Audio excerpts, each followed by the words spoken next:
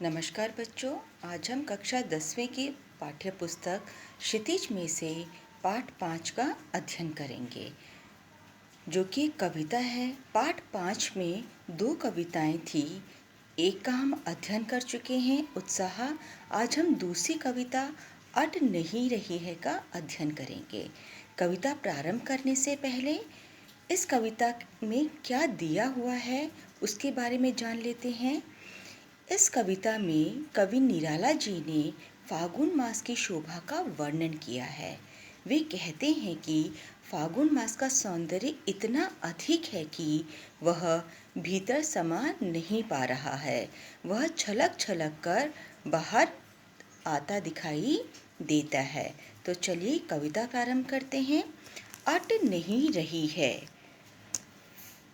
आभा फागुन की तन सट नहीं रही है। कहीं सांस लेते हो, घर घर भर देते हो। उड़ने को नभ में तुम पर कर देते हो। आँख हटाता हूँ तो हट नहीं रही है। तो चलिए पहले इस पद के कठिन शब्दों का अर्थ देखते हैं। अट अर्थात समाना, आभा अर्थात चमक, फागुन अर्थात फाल्गुन महीना, नभ अर्थात आकाश, पर अर्थात पंख। प्रस्तुत कविता की पंक्तियों में कवि ने फागुन महीने की सुंदरता का बखान किया है। वसंत ऋतु का आगमन हिंदी के फागुन महीने में होता है। ऐसे में फागुन की चमक इतनी अधिक हो जाती है कि उसकी सुंदरता कहीं समा नहीं पा रही है।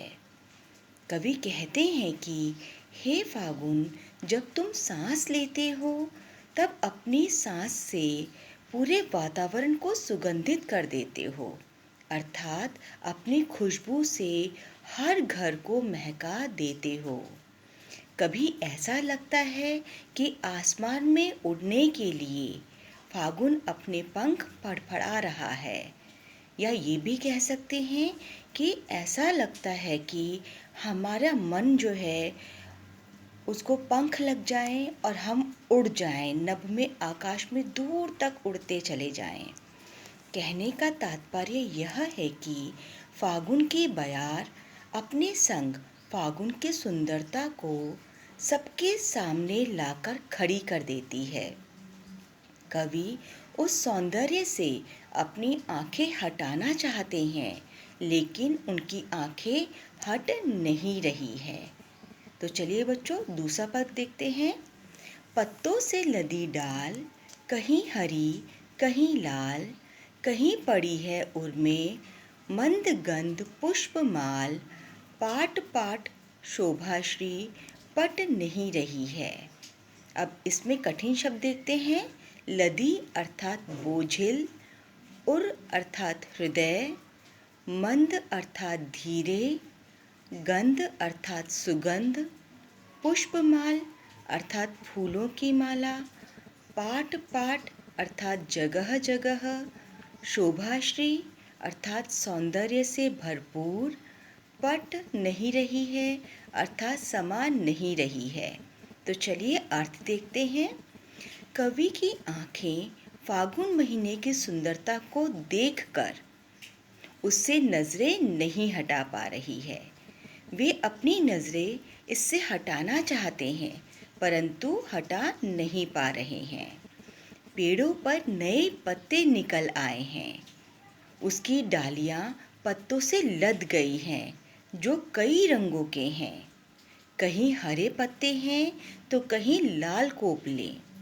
लगता है कि कहीं कहीं कुछ पेड़ों के गले में भीनी भीनी खुशबू देने वाले फूलों की माला लटकी हुई है। इस तरह सुंदरता बिखरी पड़ी है और वह इतनी अधिक है कि धरा पर समा नहीं रही है। कवि जो हैं फागुन की चमक का मानवीकरण करते हुए कहते हैं कि फागुन की शोभा सर्वव्यापक है। वह प्रकृति और तन मन में समा नहीं पा रही है। इसका प्रभाव सभी पर देखा जा सकता है। फागुन में सांस लेते ही चारों ओर का वातावरण सुगंधित हो उठता है, मन उल्लास से भर जाता है। चारों ओर फागुन का सौंदर्य झलकता है। तो बच्चों, यह थी कविता अट नहीं रही है, जिसके अंदर फागुन के सौंदर्य का वर्णन किया गया है।